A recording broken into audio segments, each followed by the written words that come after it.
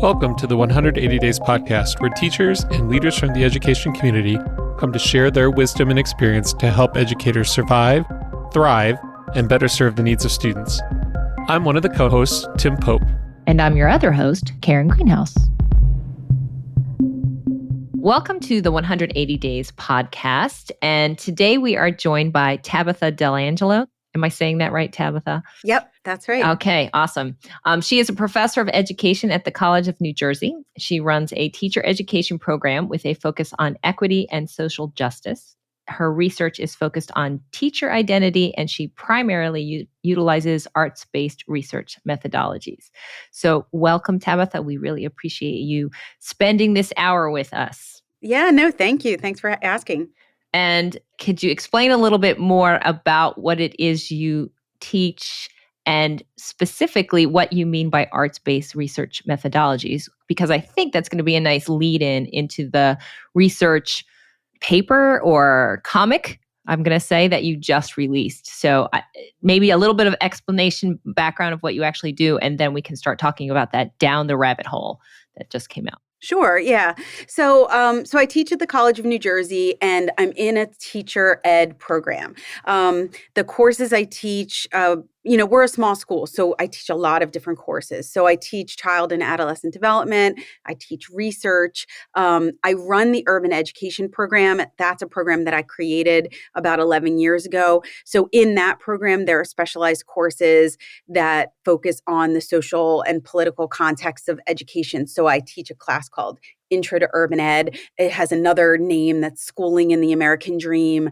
I teach a course called Critical Pedagogy. So I teach a lot of different classes that are really meant to, to lead to teacher certification, and specifically in my urban education program.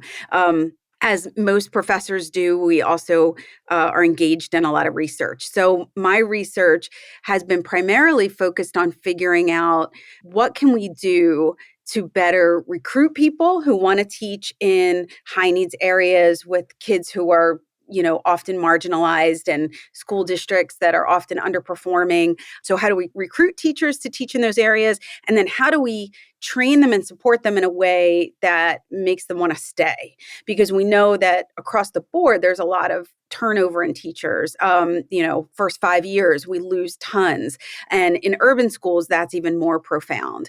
So I've always been really interested in finding ways to communicate research so that everybody can access it and benefit from it. So often, like when we publish things for academic journals, the only people who read them are other academics. Right, exactly. Well, you mean they're so entertainingly written. I find them captivating.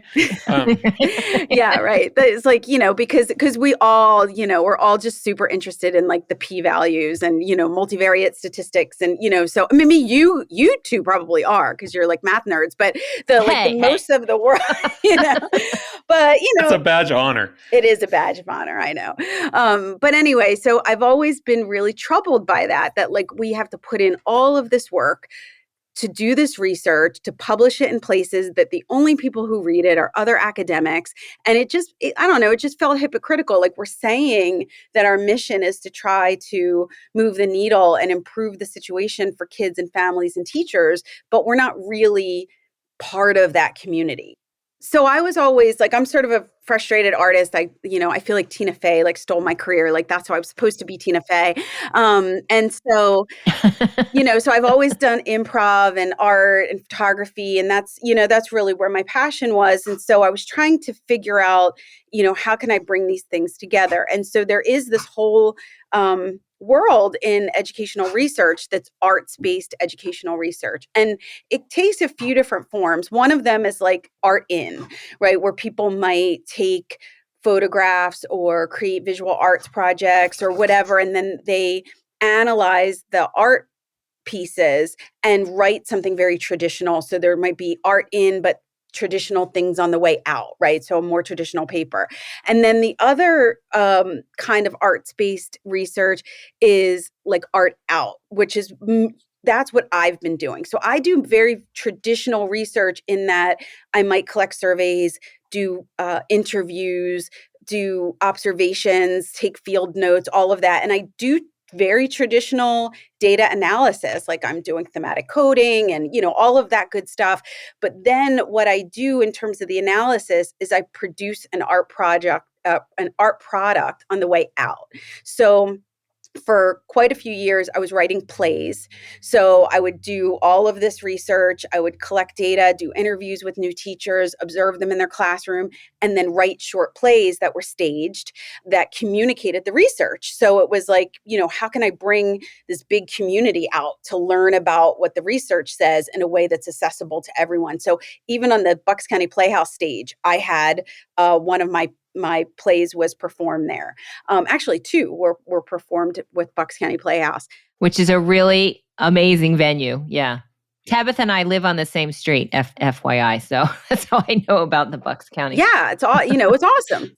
But then, as most of you could probably imagine, staging a play is it's a big deal. It's a big undertaking. Yeah. It's like money and casting and rehearsals and all of this stuff. And so I thought, well, how, what else can I do to communicate this research that's not quite so, work intensive. And I was working with a student artist who was an amazing illustrator. And I gave her my script and I said, all right, what do you think? Can you help me turn this into a comic? And so Down the Rabbit Hole is actually the second comic, both based on scripts, on short play scripts that she helped me adapt to comics. And so the second one was just published. And it's a big deal. Actually, I know it probably doesn't seem like it would be, but it's kind of a big deal to get academic journals to publish a comic. I was actually going to ask that because I know how hard it is, because I've done research and tried to get it accepted in things, and they're just so rigid in their, I don't know, rules that it has to pass. So I am very curious about that because in peer-reviewed journals, it's hard. It would be hard to get into that. Yeah. So, it was definitely baby steps. Like the first comic was actually published in a journal called the Journal of Comic Scholarship. So the fact that even exists is like magical. Yeah. So that got published. And so now it's like, oh, that's out there. Now I can share that and people might, start to think this is interesting. Maybe I'm interested in this. And then there's another journal called Qualitative Inquiry, which is actually like a big deal to get published in there. And I was able to publish an article based on the Down the Rabbit Hole play. And I think because that's like a top tier journal and that got some attention and I actually published the script and everything as part of that article. I think that what happened is I just sort of had to like baby step. And then this recent comic got published in a special issue of a journal that was called Beautiful Experiments. And so their whole focus was on different ways to communicate research. And so I just but it's like shopping at TJ Maxx. Like you got to search the racks, and I just had to sort of search academia for spaces that would be accepting. I mean, and by the way, we will provide the link to the Down the Rabbit Hole comic that you all can look at. But, I went through it and it is amazing to me because it's depicting a first year teacher, a new teacher's experience in the first year. And I totally can connect to everything in the comic. I'm like, oh yeah, that happens, that, all that kind of stuff. And it was easy to forget that this was based on research because it was so authentic and felt very real. Mm-hmm. And one of the, this is real research, right? So one of the steps that I take is called member checking. So in member checking, what you do is any analysis that you do, you give it back to the folks that you interviewed or that you observed, and you give them a chance to say either this represents what I said or what I was feeling, or it doesn't, and you need to fix it.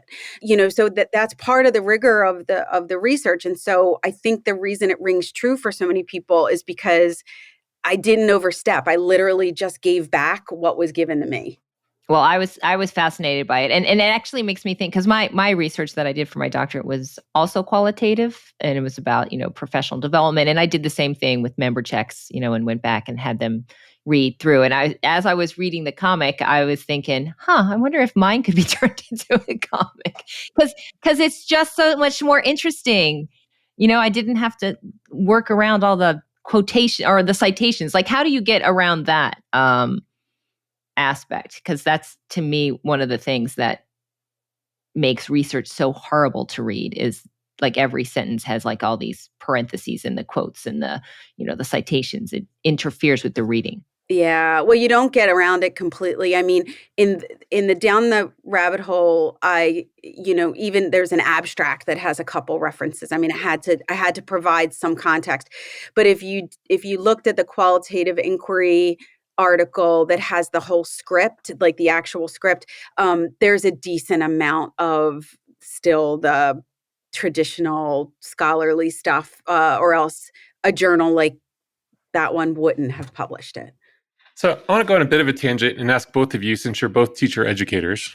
As you look at your field, what's one thing you're like, what, we're starting to nail this in terms of preparing these first year teachers and get down that 50% attrition number?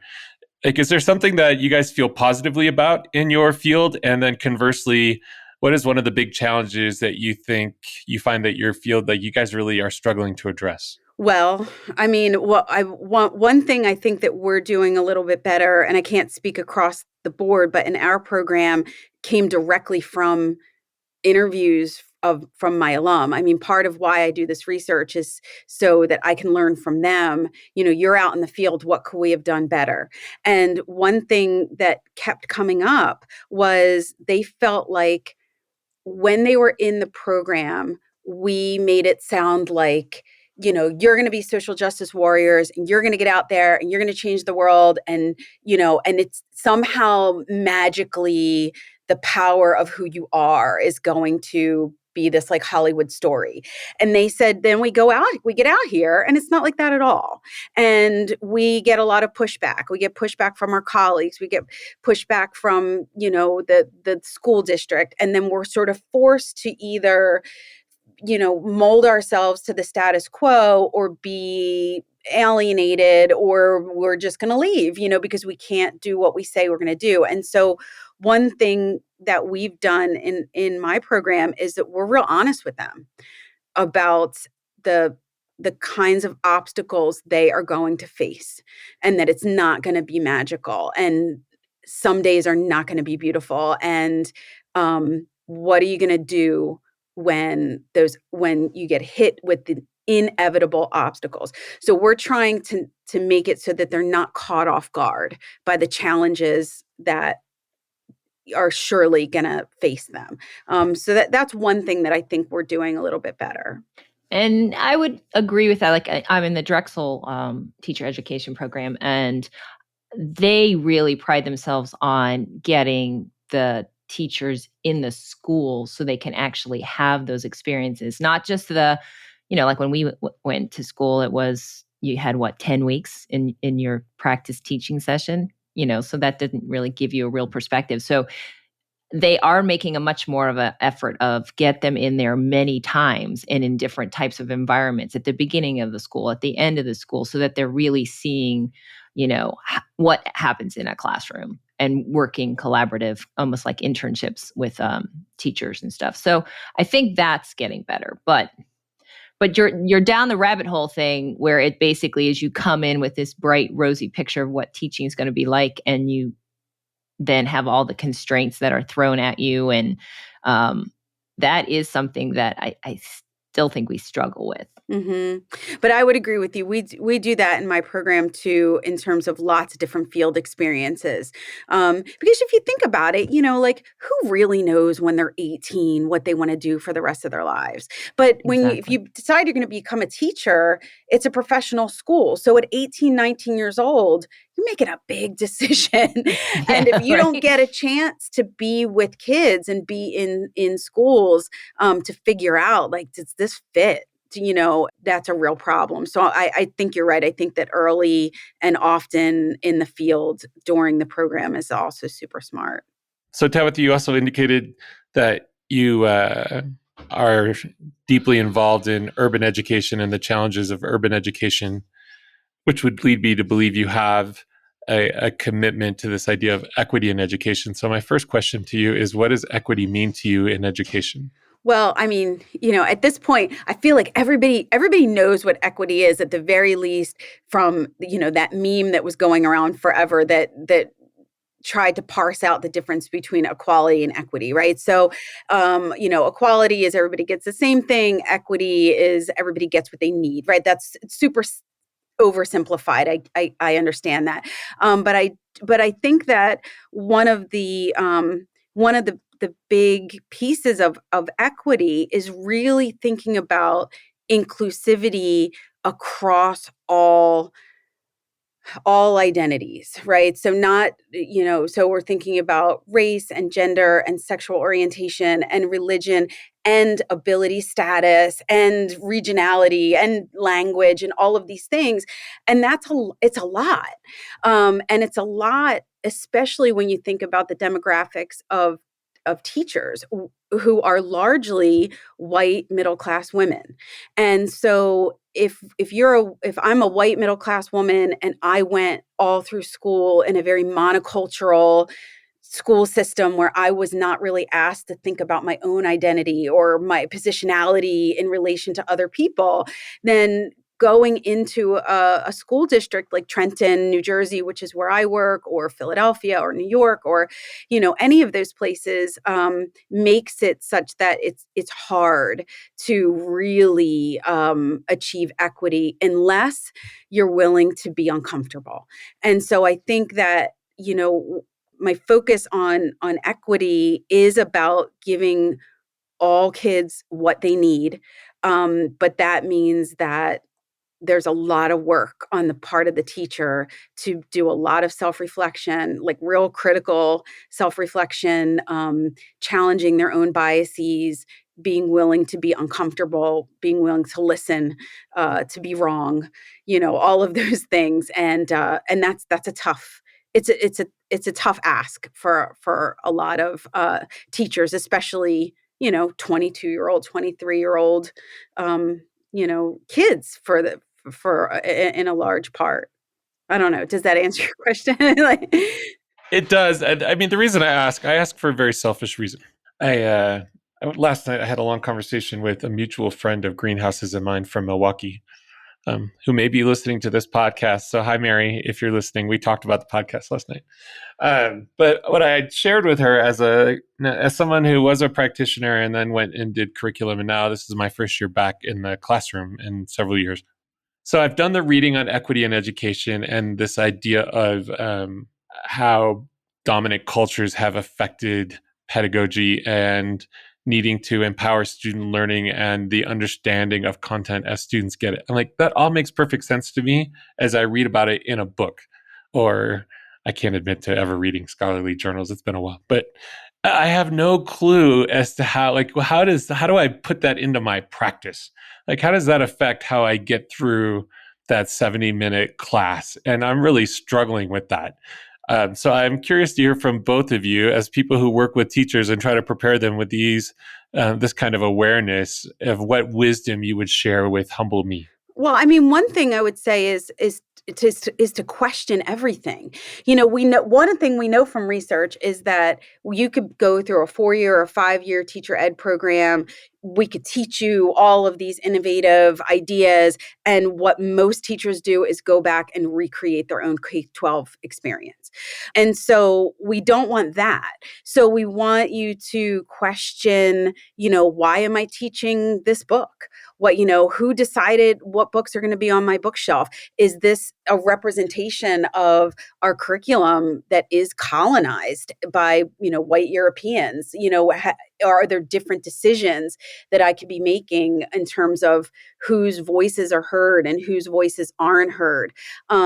Even something like deficit model thinking, the idea of, tutoring, for instance, is really kind of like a deficit perspective that like these kids need to be fixed. So we're going to offer extra help when really like maybe the curriculum needs to be fixed. If a kid is behaving in a way that isn't working in your classroom, are they misbehaving or are they trying to tell you something? Right. So everything is about like, am I willing to reframe the ways that I've been socialized to imagine a reality that is decolonized, if that's possible. Yeah, I totally agree. I think there's also a need to have patience as a teacher, as a 22-year-old, 23-year-old who are wonderfully wise and wonderfully don't always have like a broader perspective and like, I know what this should be. I think there's a combination of that awareness plus an awareness of the fact that some of those things that you just addressed are systemic issues for which we need to continually question and continually have that conversation, but have the patience with ourselves and our schools to know that it's going to take a while. Some of those curriculum decisions are based on standards or based on an assessment. We can have a whole nother conversation about standards and assessment, but point being that you're questioning, but at the same time, there are certain systemic structures that are there that as a classroom teacher, I can't change. Yeah, I don't know. I mean, when you think about I don't know what standards you work with, right? But there are a lot of standards, like I'm not one of these like Common Core ate my baby people, right? But if you look at the Common Core standards, right, a lot of them are very open-ended. They're like, students need to be able to learn how to analyze text, but they don't tell you what text to use, right? So like if you can analyze a photograph, you can analyze a painting. Do you have to analyze? Does it have to be Romeo and Juliet? Could it be something else? So I don't know if I do know that there are structures in place, but I don't know that the structures have been questioned. Have they been pushed? Where do we have the ability to push? I don't know. I think we've got more freedom than we exercise sometimes. And I think what I was going to say was sort of along that lines, because I actually teach teachers. So they're teachers who are already in the classroom and they're getting their master's, right? So they're in those environments already. And so I get a lot of pushback. Oh, well, I like what we're doing in this class where it's open-ended and students should have their own choice in how they choose to solve the problem, blah, blah, blah. But I can't do that because they have to follow this curriculum. And that to me is what I would advise or suggest is, yes, you have your curriculum and your standards, but you are a professional and you know what is going to be good for your students. So trust yourself. And if you think this resource is better than the textbook that you're getting, then go ahead and use it, because it's really the how you get there is your professional decision. That's why you are a teacher. So that's, I think, along those same lines, is trust your own expertise. And if you feel like there's a better way to help the students, then use that. It's okay to veer off the path a little bit. All right. I think we're screaming agreement, but I'm going to push back on both of you on this because I think it'll be fun. But I mean, Greenhouse, what you just said, isn't that the same kind of thing we hear from the incredibly traditional teacher who's at a school that isn't incredibly traditional and says, I know what's best, so this is what I'm going to do? Sure. I mean, is there not some obligation to, as a teacher, to be a part of a school's instructional vision and be aware of the fact that what you do in your classroom has a snowball effect as students move forward and they leave your room? Right. Well, I guess what I'm actually encouraging, what we encourage in our program is you are now going to be that voice of change in your school, right? Like, so you're learning these methods and these strategies. And even if you're the only one in your school that's now doing them, you have that leadership responsibility, I guess, to share. And so in our program, there's a huge emphasis on collaboration and working with your colleagues to make change systemic. And so that's something that we encourage in our program as well, is that don't just be the teacher in your classroom doing what you think is right. Try to change the others in your thing. So we're giving them tools to do that as well. So yeah, no, it's that ripple in when you throw a pebble in a pond. It's sort of that idea that we're getting across to them. So I don't know if that answers the question, but that's how I kind of look at it.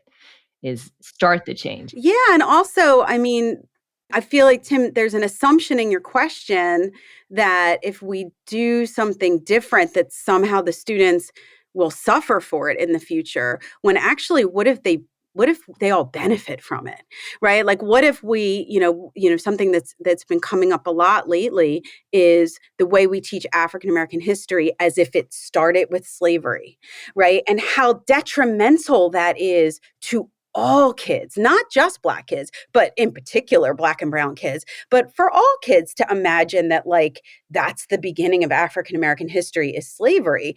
And what would happen if we had a more comprehensive understanding of African American history that didn't necessarily start with slavery, or that had more of a focus on the strengths-based perspectives of African culture? Is that going to hurt kids in the future? No. If anything, you might actually get them more excited about history, because it's going to, maybe turn on their head what they thought they already knew. Maybe they'll perk up and be like, oh, this is new information. So I don't know. I don't think that there's, I don't see it as a problem. Although I do think that if we're looking at it from a very monoculture European lens, it might feel uncomfortable, but that doesn't mean it's necessarily bad. Well, I think it does come back to that uncomfortable, because if you are trying to change how things are traditionally done, you are going to come up against obstacles and be uncomfortable and have to defend often what you're doing. And I think that's maybe the struggle. It's hard to get new teachers to do that, or even like the teachers that I'm in my master's program, they're embedded in this culture, and it's hard to get them to want to change others because it is uncomfortable. This is complicated for me. Because philosophically, I agree with both of you, so I don't want to come across as a total jerko here. But part of me is like, well, are we not just swinging the pendulum from the new teacher who goes into a school and like, all right, I have to do what everybody tells me to do because this is the way to do it and I'm new, to the going into an institution with the gift of new experience and new wisdom, but the challenge of lack of perspective and saying, well, I'm right, I don't care what you think. No, I don't think you do that. I mean, years ago, I had a professor at Penn. His name was Mort Botel, and I think he had originally wrote all of the curriculum standards for Pennsylvania. He was like an old hippie. And I remember he was like super progressive, but he said, when you're a new teacher, you don't go in there and tell people about themselves. You listen first. You figure out, what's going on. You learn the culture. You figure out who your allies are. Like, you learn, you first listen, and then you figure out, how can I be useful? And so I don't think that new teachers should go in and, with like, I'm burning this system down. I do think that we all need to know our place and figure out where we can be useful, and not tell other people how they should change, because there's often good things happening everywhere that that could go unnoticed. But on the other hand, that there are folks like Bettina Love who talk about an abolitionist approach to teaching, and they will say, well, we were not going to reform slavery. That would have been a bad idea. We needed to abolish slavery. And I think that in schools right now, there are practices that need to be abolished, because we've been tinkering for decades and things are not getting better. That was a provocative statement. So would you mind sharing an example of what you mean by something that should be abolished?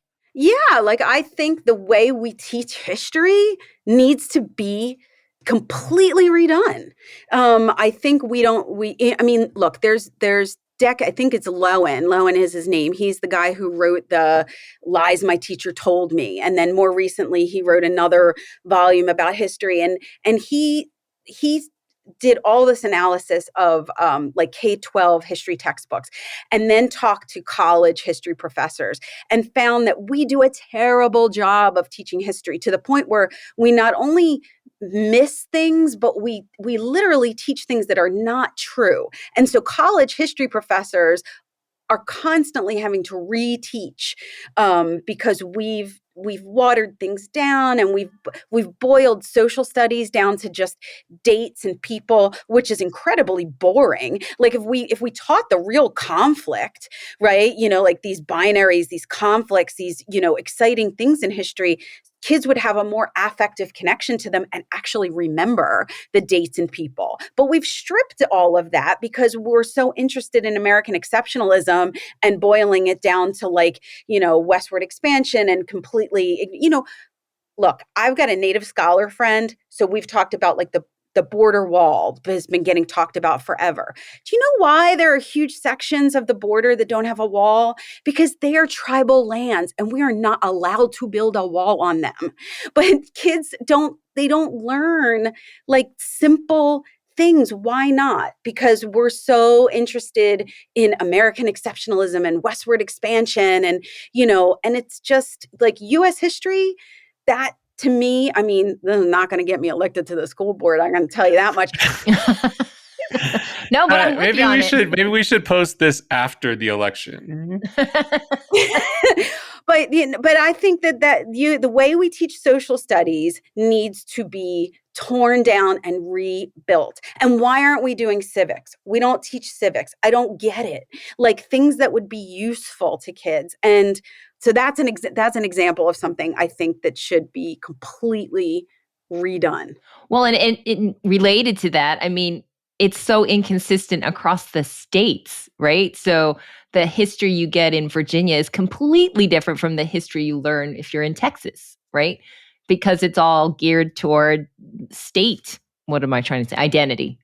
So we're not even consistent across the country. So there's lack of content and all of that. It's crazy. My permanent residence is Texas. We are our own country. We just pretend to be one of the states.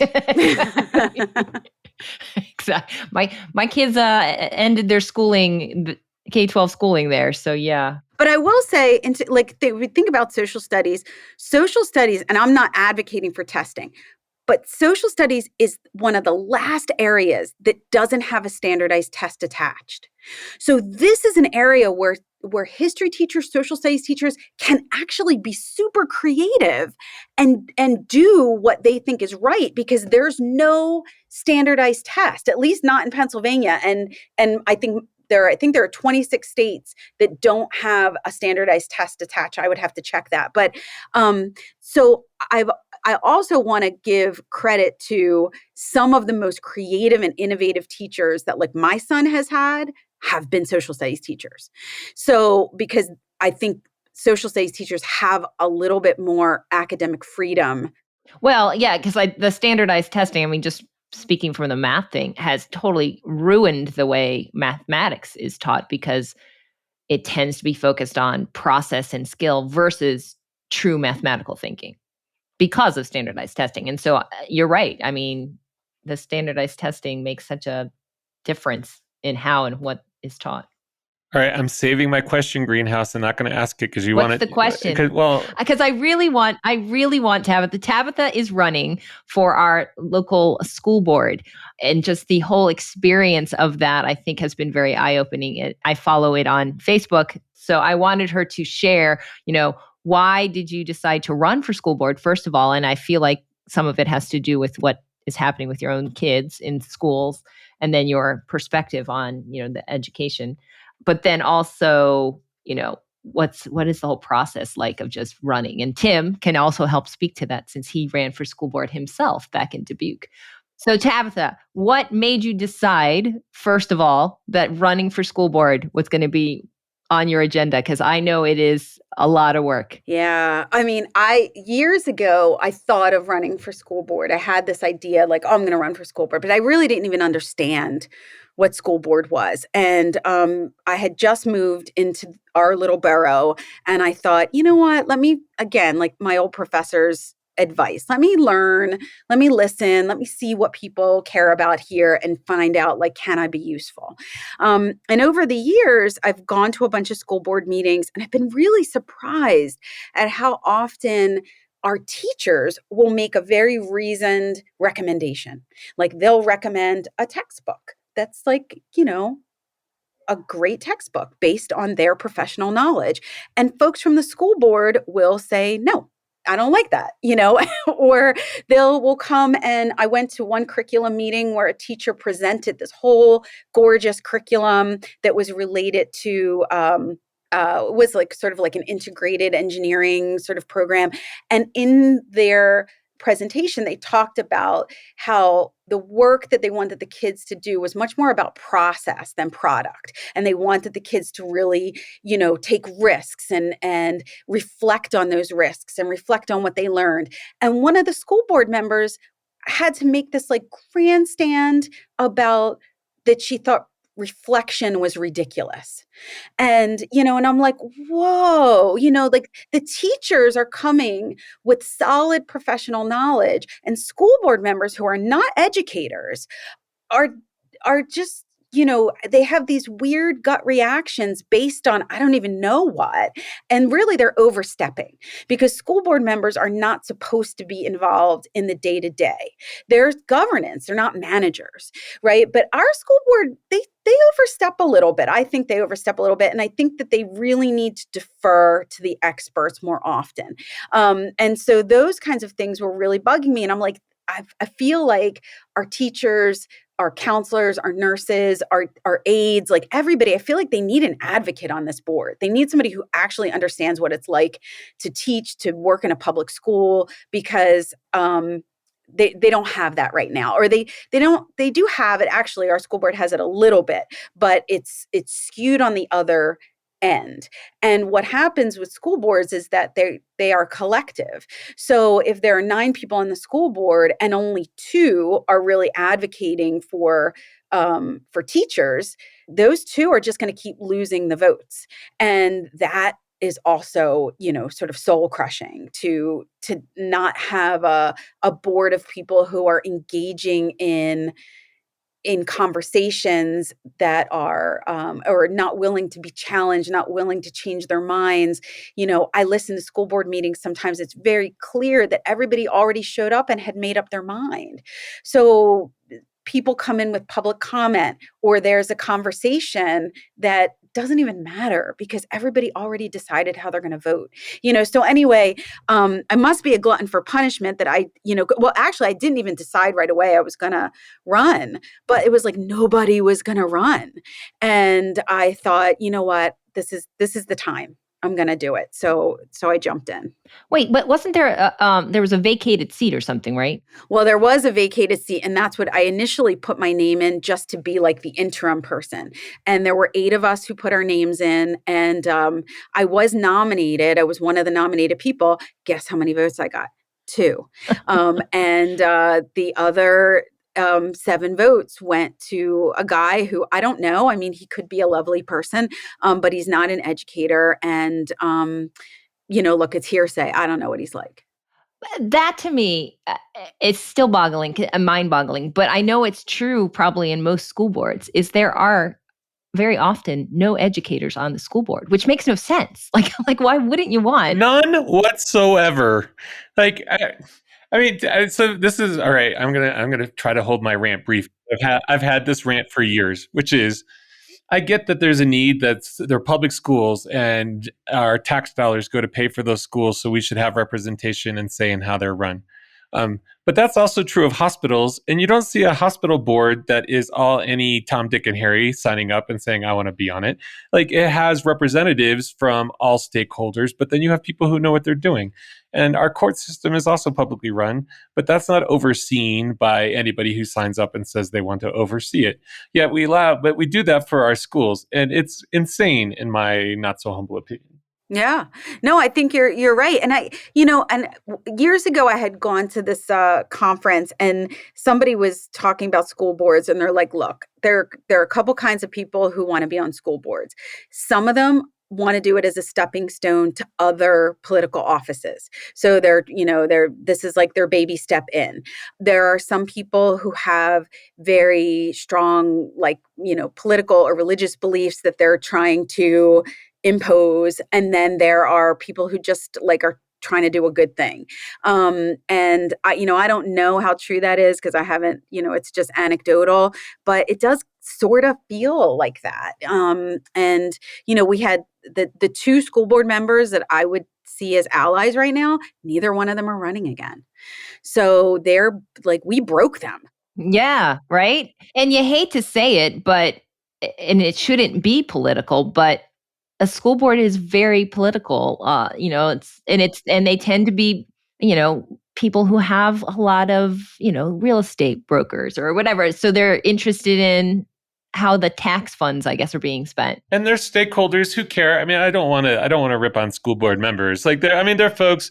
I mean, but they come from typically a singular perspective. I think your realtor example is a great one. Because if I'm a realtor, I want to make sure that home values stay up. And so that's going to motivate me to get involved. Folks who have like a lot of single issue people tend to run for school board because something happened to someone in their family or one of their kids and they want to fix that thing that they believe is broken. So I ran for school board for similar reasons as you, but from an opposite dynamic. I ran because our school board had no educators on it at the time. But it was this opposite in terms of the school board never questioned anything the school did. Because, all right, this is going to sound really cynical. Sorry, Iowans. But we were okay because the white kids were doing okay and the rich kids were getting what they needed. And, that other 20%, well, that's pretty good for a town our size. And so no one questioned anything. And so I ran because I'm like, well, somebody who knows with some background to be able to ask the right questions, not that the schools were doing anything wrong and not because I wanted to fly against and be an adversary to the administration. But I'm like, well, somebody should at least ask the right questions. Yeah, no, I completely agree. So what is both of your experiences from you decide to run, you get in, and what did you not expect to happen? Well, I'm not in. I mean, I'm running. Well, you're running, but just in the whole running process, I'm assuming based on things that I see on your Facebook. So she has a great Facebook post. I'll post that as well for her running. You're posting really important information, like trying to get the word out, what it means, all that. So is that something that you've discovered? Is that people don't really even understand what they're voting for when they vote for school board members? Yes, I absolutely think that's true. There are some kooky things like school board is, well, first of all, I didn't even know that this was an office that needed to, was an election. That was like a whole other thing. A couple of years ago, I showed up at the school board meeting where so there were a couple new school board members and they were getting sworn in. And I'm like, what is this? Like their hand on a Bible and everything. Like this is not, I did not even know what that was. So school board members, it's one of the few offices that can cross file. And to Tim's point earlier, or maybe it was you who said it, Karen, like school board members shouldn't be partisan. It is political, right? Everything's political, but it shouldn't be partisan. And I think in an effort to make a point that it shouldn't be partisan, school board members are allowed to cross file. So when Republicans go vote, I'm on the Republican ticket. When Democrats go vote, I'm on the Democrat ticket. I'm on both. So what's great about that is it does send the signal that you should be voting for the person, not the party. And that, and that's important. However, in today's political climate, that is difficult because there are fewer and fewer swing voters and more people who just vote down party lines.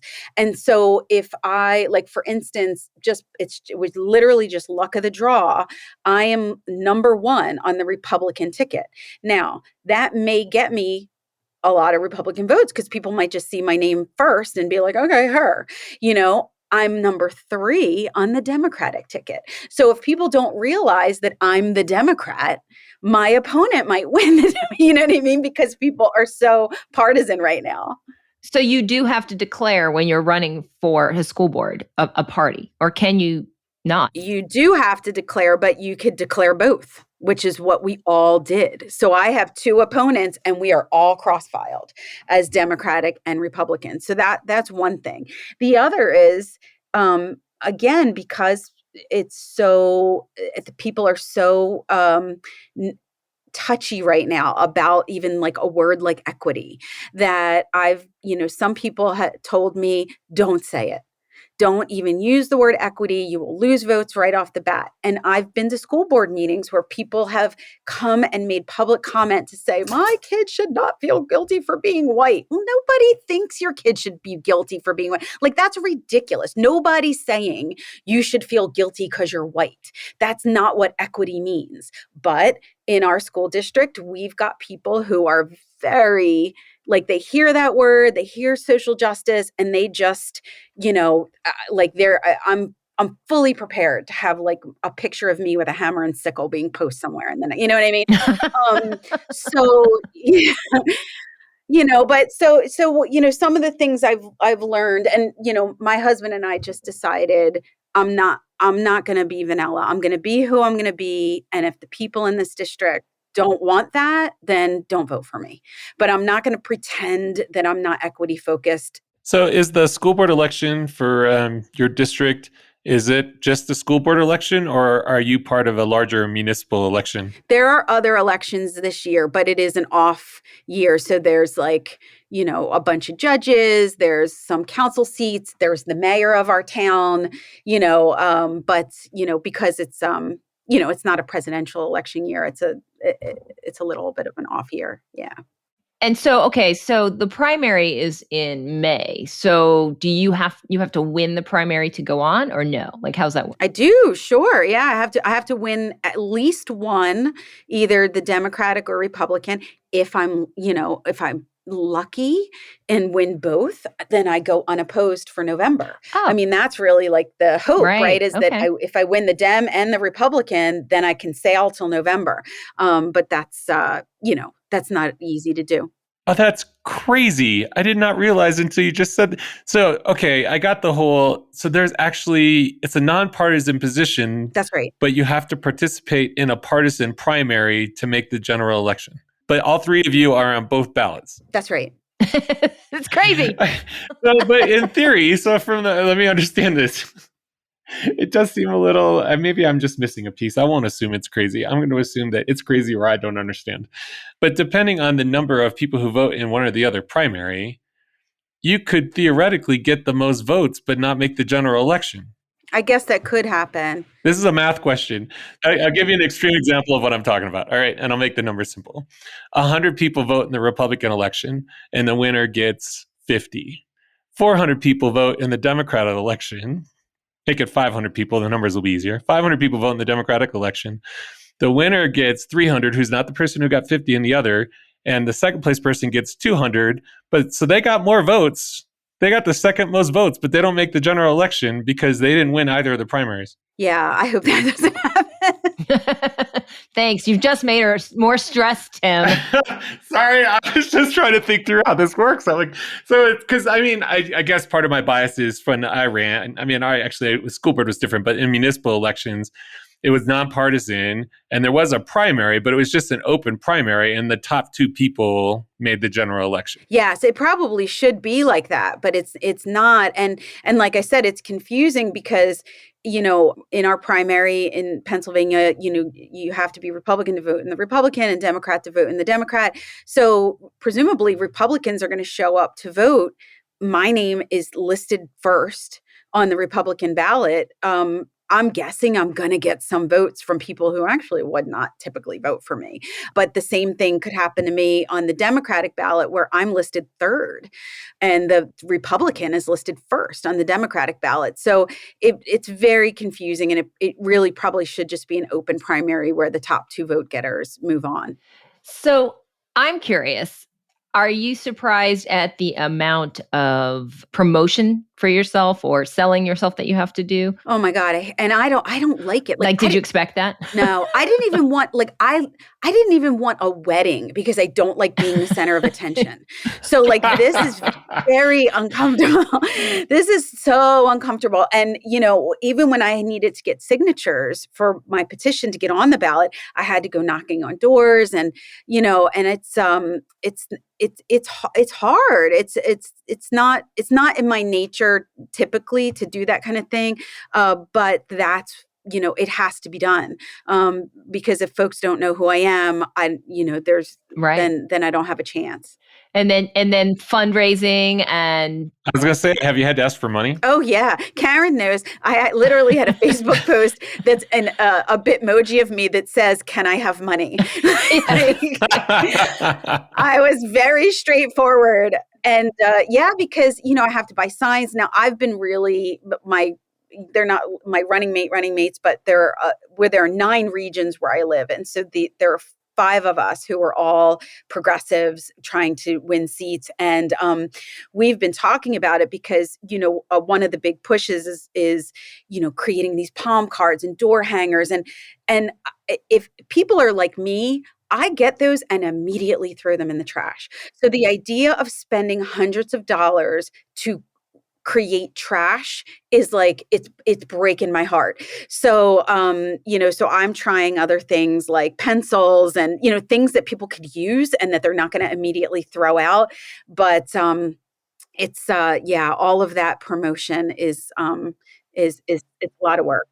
So do they have things like debates or anything like that where you can compare? No, they really don't. I mean, I've been interviewed by the Doylestown Democrats. I was interviewed by the union. I've been responding to surveys from people like League of Women Voters and things like that. And so there are folks who are reaching out to us for either written statements or Zoom calls and things like that so that they could decide who to endorse. So I am the official endorsed candidate from the Doylestown Democrats, and I've been endorsed by the local teachers union. So, Nice. so I have some support in that way, but there's no debate or anything like that. I wish there was. That would be fun. I was going to say, it seems like that would make sense. Like, what is it each candidate stands for? How do you think you're going to help our schools? Like, I want to know. Well, I mean, a debate or some sort of forum. Like I know when I ran, like the League of Women Voters held a forum. It wasn't a debate per se, but like people could submit questions, and then we all sat at a table and answered questions as they were addressed to us. But it was less a debate type thing. My next question, if you're willing to share, someone sitting there thinking about running for school board, we talked about money a little bit. So you live in a suburban school district. Like how much money does someone need to come up with if they want to make a viable run to go be on a school board? Yeah, well, I'm kind of figuring that out as I go. I mean, I was very I would, I don't know.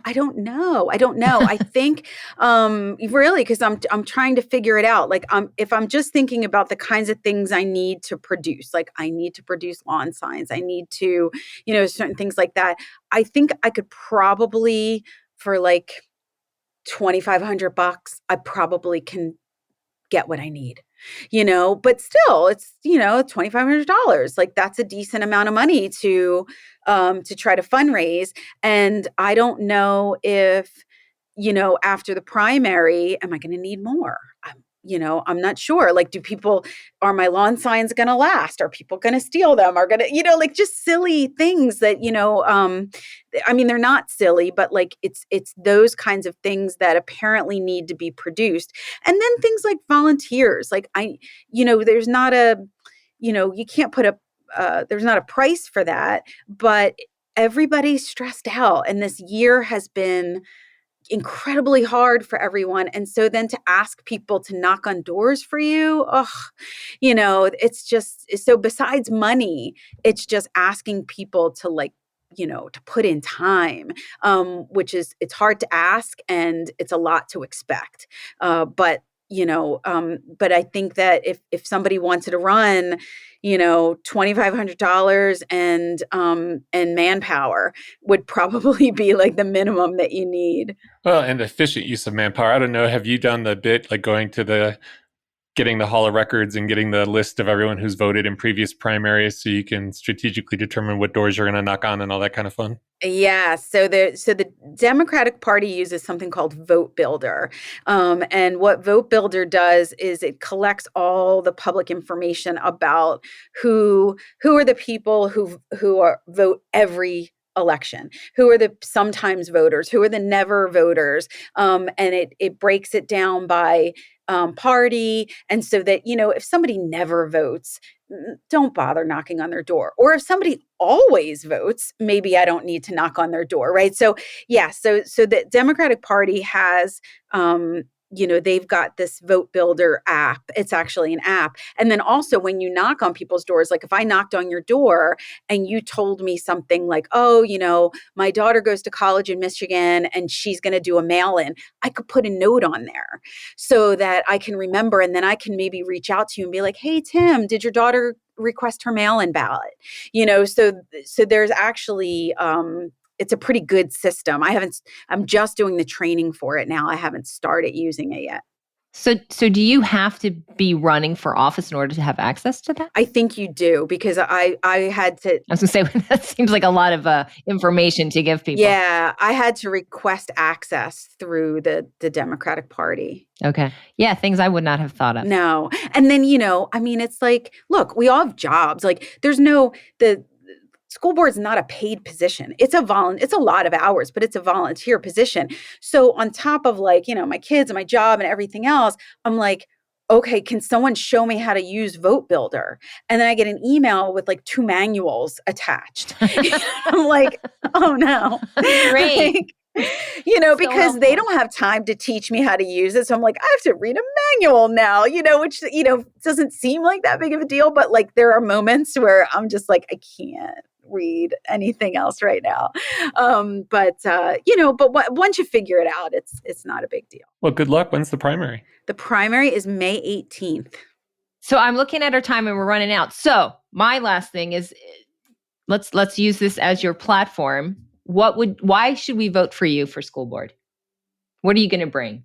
Well, one of the reasons I think I'd be a good school board member is because I'm not reactive. I'm a really good listener, and I know that I don't know everything. So I feel like I'm somebody who, I do understand education. I understand public schooling, but I also am willing to hear what folks think, hear what the people in the community care about, and try as hard as I can to make informed decisions that are good for all kids, that are inclusive of the diversity that is in our school district, so that there are no kids who are falling through the cracks, that's acknowledging and valuing the teachers and the bus drivers and the nurses and the mechanics and all the people who help make our public school system work and help make it as good as it is.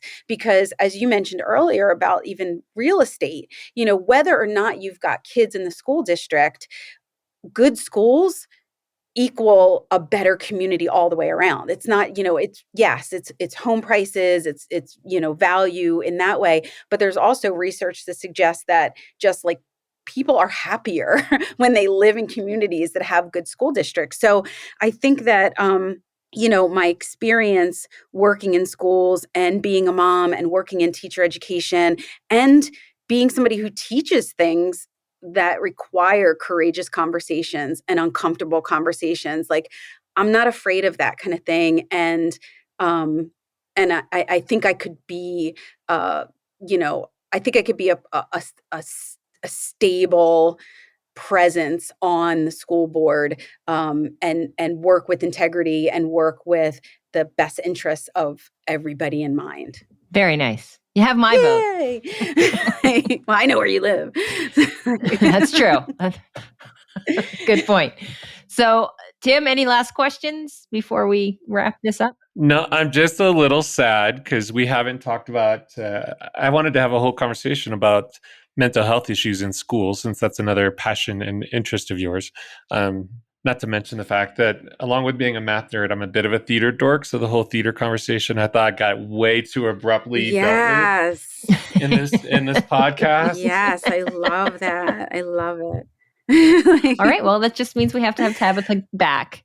That's all. But thank you so much. Sorry, I was a little argumentative, but I was curious and I wanted to probe a little bit, just in terms. You're right; those are uncomfortable issues, and to sort of put it all out there because they're uncomfortable and difficult. But we need to keep the conversation going. Yeah, no, I appreciate it. Thank you. Well, thank you very much, Tabitha, for sharing everything. And we really enjoyed our conversation. And for those of you listening, we will have any links that were mentioned in our show notes with a little bit more detail. So be sure to go to the show notes. I highly recommend the rabbit down the rabbit hole. It was the most engaging academic article I've ever read. I would totally concur with that. Yay! So thank you again, Tabitha. It was great. And thank you, everyone, for listening. I always say we will see you later, but we don't have anybody to see. So we will hear you. We will hear you later. There will always be those who scoff at intellectuals, who cry out against research, who seek to limit our educational system. The educated citizen knows how much more there is to know. Knowledge is power, more so today